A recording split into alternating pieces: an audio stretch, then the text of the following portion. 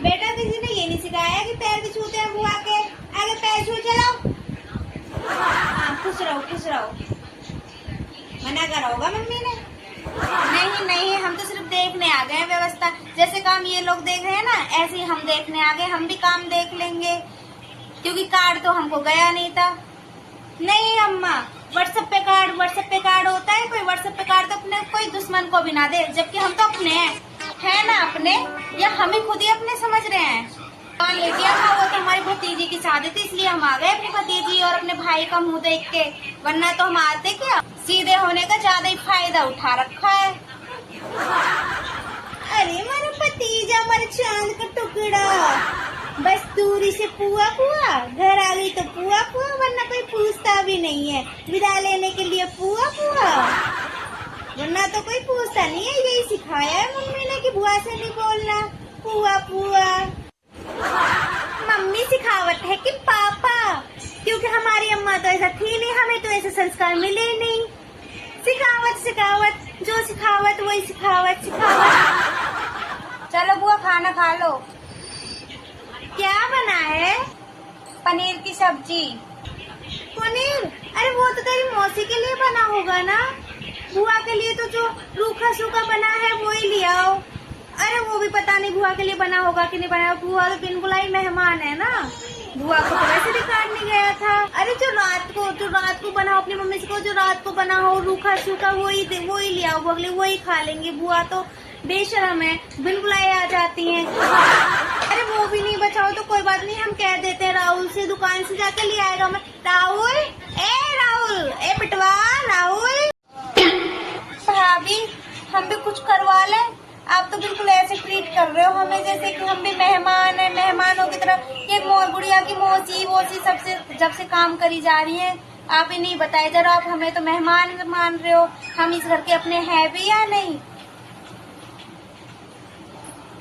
यहाँ ना बैठे, ये मेहमान की जगह है। अच्छा कोई बात नहीं, हम तो नीचे चटाई बिछा के बैठ जाएंगे।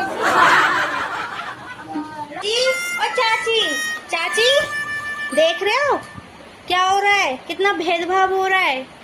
मैं अभी निकल रही थी अपने भाभी के कमरे के साइड से, और वो अपनी बहनों को और अपनी भाभी को साड़ियाँ दिखा रही थी अपनी, कि कल तुम ये पहनना, कल तुम ये पहनना, शादी में ये पहनना। और जैसे ही मैं गई, उन्होंने सारी छुपा ली। जैसे मैं तो कपड़ों के लिए मरी जा रही हूँ, मेरे पास तो बतेरे कपड़े हैं। ऐसे इन लोगों की औकात दिखती है, औकात। बताओ ऐसा कर रहे हैं। दीदी कहने के लिए सिर्फ मेरी सगी भाभी है, वरना तो एक बार भी 5 मिनट के लिए एक बार आके नहीं बैठेगी। तुमने पानी पिया है नहीं पिया, साथ में बैठ ले।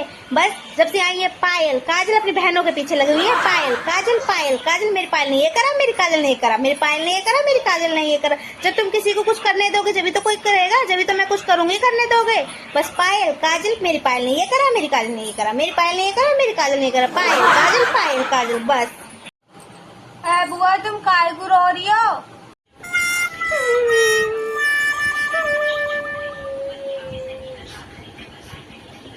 नहीं बेटा, वो फैमिली फोटो में सब थे, बस एक बुआ को छोड़ के। बुआ तो शादी के बाद तो सब पराये हो जाते हैं ना, बुआ तो फैमिली का हिस्सा ही नहीं है। शादी के बाद तो सब पराये हो जाते। बस रामू, तुम ये नहीं कह सकते जीजाजी नहीं आए। जीजाजी बेचारे का तो इतना मन ठान नहीं था, लेकिन बस वो ही तो ये कह रहे थे, बस एक बार रामू मुझको फोन कर दे कि जीजा आ जाए। वो तो दौड़े भगे आते, नंगे पैर और भगे आते। और अच्छा ही हुआ नहीं आए। जितना यहाँ बेइज्जती मेरी हो रही है ना, इतना देख लेते तो बेचारे तो यहाँ कभी भटकते ही नहीं, कभी आते ही नहीं। उनका तो बुरा हाल हो जाता है इतना बेइज्जती देख के। कौन है? तुम्हारी मौसी आई है। ओ मेरी लाला रानी, कितनी प्यारे लग रही, कितनी बड़ी हो गई। अच्छा तुम्हारा लहंगा दिखाओ। ये तुम्हारा लहंगा है, ये सस्ता सा लहंगा है तुम्हारा, अच्छा भी नहीं लग रहा। तुम्हारा डिजाइनर लहंगा था और मम्मी ने बना करा है। अभी रुको दीदी, ओ दीदी, तुमने इसके लिए डिजाइनर लहंगा क्यों नहीं बनवाया? मुझे तुम्हारी ये बात बिल्कुल अच्छी नहीं लगी। शादी एक बार होती है, बार बार थोड़ी ना होती है। और मैं मंगाती हूँ मेरी गुड़िया के लिए कोई डिजाइनर लहंगा। रामू तुम लेके आओ उसके लिए डिजाइन। कितने हैं दीदी? 15,000। अच्छा कितने की जरूरत है? 30,000। ठीक है, तो 15,000 आप ये लो और 15,000 मैं इंतजाम करती हूँ, आप चिंता मत करो। ठीक है, ये लो। दीदी दीदी तुम ये क्या कर रही हो? तुम नीचे जाके देख लो, मैं कर लेती हूँ ये सब काम।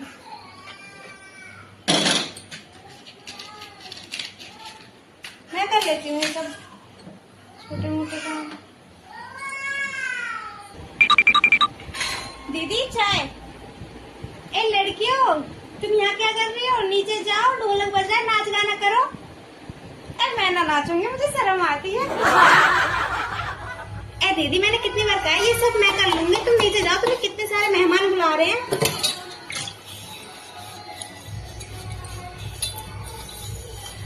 मैं धो दूंगी ये।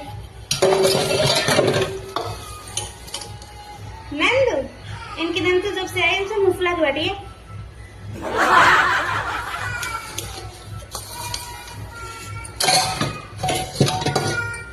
वो तो मेरी दीदी है, मुझे बुरा लगता है इसलिए मैं करवा देती हूँ। कौन करवा रहा है?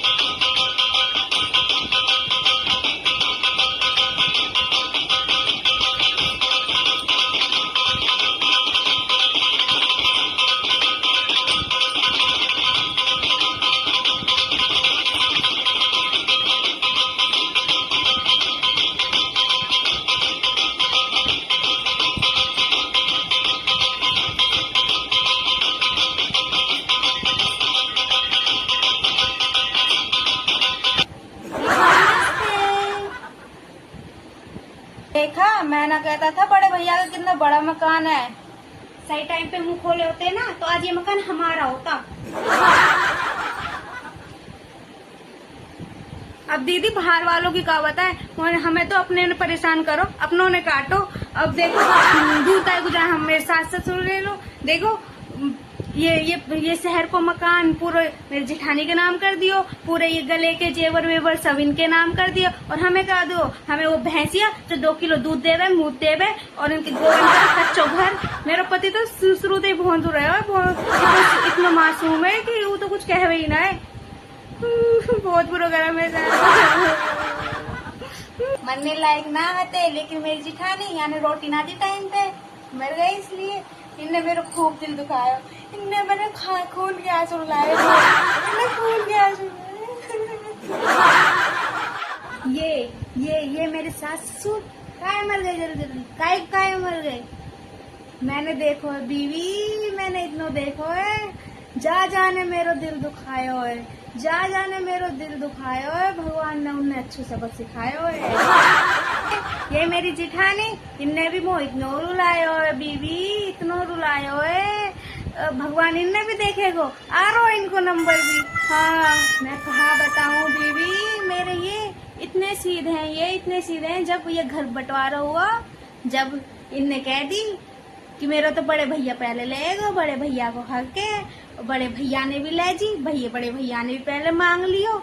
मोए तो ही चाहिए शहर वालों घर, मोए तो ही चाहिए, मोए तो चाहिए। छोटे भाई की तरफ ना देखी बिल्कुल भी बीवी, छोड़े हम रह गए ऐसे ही पड़े भैंसन और ये गोबरन में, कूड़े खच्चड़न में रह गए बीवी, हम कच्चे घरन में हम बीवी।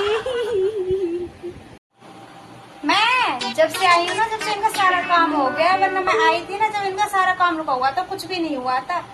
अब मैंने सारे काम में एक तो हाथ बटाया, जब जाके इनका सारा काम हुआ है। नहीं दीदी नहीं, अब नहीं रुकूंगी। अब मैं इतने दिन से आई हुई हूँ, 4 दिन हो गए मुझे। अब मुझे अपने घर भी तो देखना होगा ना, मेरे भी बच्चे स्कूल जाएंगे, अपने घर का काम भी देखना होगा। नहीं अब तो नहीं रुकूंगी, अब तो कल जाऊंगी। जैसे ये काम खत्म होएगा, कल शादी खत्म हो जाएगी, फिर मैं निकल जाऊंगी सीधी।